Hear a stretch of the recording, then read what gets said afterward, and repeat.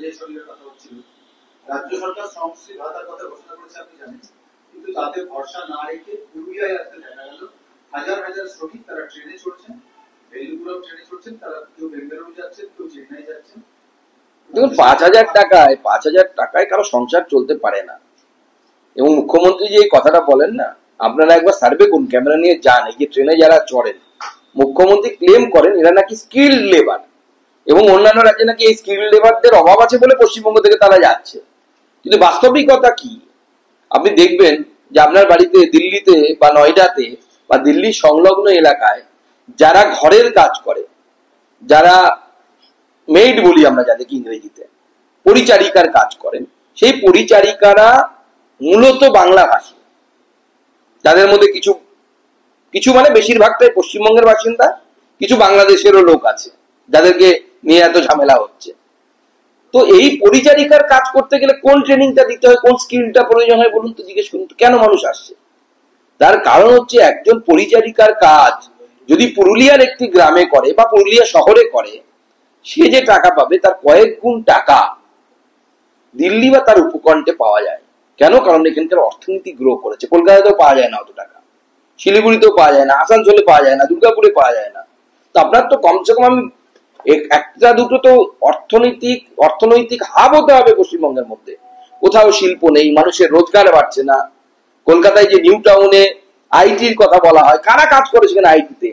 ভারতবর্ষের মধ্যে সব থেকে লো পেইড, সব থেকে কম টাকায় কাজ করা যারা আইটি প্রফেশনাল, তারা কলকাতায় কাজ করে। মহুয়া মৈত্রের আজকে যে বক্তব্য, যে মাথা কেটে নিয়ে থালাতে করে প্রধানমন্ত্রীর সামনে রাখা উচিত, এই মন্তব্য আসলে মমতা বন্দ্যোপাধ্যায়ের দল এবং মহুয়া মৈত্র কি ধরনের হিংসাত্মক চিন্তা ভাবনায় বিশ্বাস করে, সেই হিংসাত্মক চিন্তা ভাবনায় তার ফলপ্রকাশ, তার বহিঃপ্রকাশ। এবং মনে হচ্ছিল সে মানে তার বক্তব্য শুনে যে তৃণমূল কংগ্রেসের কোনো নেতা বা কোনো গণতান্ত্রিক দলের কোনো নেতা মনে হয় বক্তব্য রাখছেন না, কোনো অগণতান্ত্রিক চিন্তা ভাবনায় যারা বিশ্বাস করে, জামাত বা অন্যান্য এই ধরনের উগ্রপন্থী সংগঠন, সেই উগ্রপন্থী সংগঠনের প্রতিনিধি হিসেবে বা স্পোক্স পার্সন হিসেবে মহুয়া মৈত্র এই ধরনের কথাবার্তা বলছেন বলে মনে হচ্ছে। ইংরেজদেরও বেশি ভোটার, তাদেরকে নাগরিকত্ব নিয়ে তাদের সন্দেহ রয়েছে, এরকম একটি নোটিশ পাঠানো হয়েছে ইরালোর তরফ থেকে। এবার বিরোধীদের তরফ থেকে বলা হচ্ছে যে তারা বারবার যে আশঙ্কাটা করছিলেন যে এসআইআর করা হচ্ছে আসলে নাগরিকত্ব বাদ দেওয়ার জন্য, আদতে সেটাই দেখা যাচ্ছে।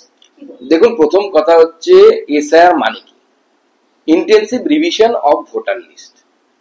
ভোটার লিস্টে কাদের নাম থাকার কথা? ভারতবর্ষের সংবিধান বলছে যারা ভারতবর্ষের নাগরিক তারাই এমএলএ এবং এমপি নির্বাচিত করতে পারবে। তো ভারতবর্ষের নাগরিক যারা নয় বা যাদের নাগরিকত্ব নিয়ে সন্দেহের অবকাশ আছে, কোন আইন বলে তাদেরকে নির্বাচন কমিশন ভোট দিতে দেবে? মামার বাড়ির আবদার নাকি? আমার ইচ্ছে হয়েছে আমি ভোট দেবো। আচ্ছা, আমার যদি ইচ্ছে হয় আমি আমেরিকায় গিয়ে ভোট দিতে পারবো, বা জাপানে গিয়ে, আচ্ছা নিজের পক্ষে বড় বড় দেশের কথা ছেড়ে বাংলাদেশে গিয়ে, ইন্দোনেশিয়াতে গিয়ে, কোথাও অ্যালাউ করবে না, আপনাকেও অ্যালাউ করবে না। মমতা বন্দ্যোপাধ্যায় চাইলেও সে পাবে না, তিনি গিয়ে ভোট দিতে পারবেন না। এটা মামার বাড়ির আবদার নয়, এটা ধর্মশালা নয় যে যে যেখান থেকে পারবেন এসে ভোট দেবেন। কারণ নাগরিকত্ব দিয়ে যদি প্রশ্ন থাকে, ভারতবর্ষের সংবিধান বলছে, বিরোধীরা কি বলছে সেটা খুব একটা গুরুত্বপূর্ণ নয়, ভারতবর্ষের সংবিধানটাকে তো মানতে হবে। সংবিধানটা তো আর নরেন্দ্র মোদী লিখে যাননি বা বিজেপির নেতারা লেখেননি, সেই সংবিধান বলছে, বা পিপলস অ্যাক্ট, রিপ্রেজেন্টেটিভ অ্যাক্ট যে আছে, পিপলস রিপ্রেজেন্টেটিভ অ্যাক্ট বলছে যে ভারতবর্ষের বিধায়ক এবং সাংসদ নির্বাচন করতে গেলে তাকে ফার্স্ট যে তার ক্রাইটেরিয়া যে তাকে ভারতীয় নাগরিক হতে হবে। তো ভারতীয় নাগরিক যিনি নন, তো স্বাভাবিকভাবে তার ভোট দেওয়ার অধিকার তো জন্মায় না। অনেক বাড়ছে, মুখ্যমন্ত্রী তিনি বলছেন যে রাজ্য সরকারি কর্মচারীদের যে ভোট মিটে গেলে তারা আবার রাজ্য সরকারের কর্মচারী থাকবে। মানুষদের তিনি বলছেন যে কাগজ দেখতে চাইলে কোন রকম কাগজ জমা দেবেন। পুরো প্রক্রিয়াটা তো প্রশ্নের মুখে পড়ে। পুরো প্রক্রিয়াটাকে বানচাল করার জন্য মুখ্যমন্ত্রী সর্বতভাবে চেষ্টা করছেন। আমিও বলছি আপনারা ভয় পাবেন না, রাজ্য সরকার থাকবে, কিন্তু সেটা তৃণমূল কংগ্রেসের রাজ্য সরকার থাকবে না। আমি গ্যারান্টি দিয়ে বলছি তৃণমূল সরকার থাকবে না।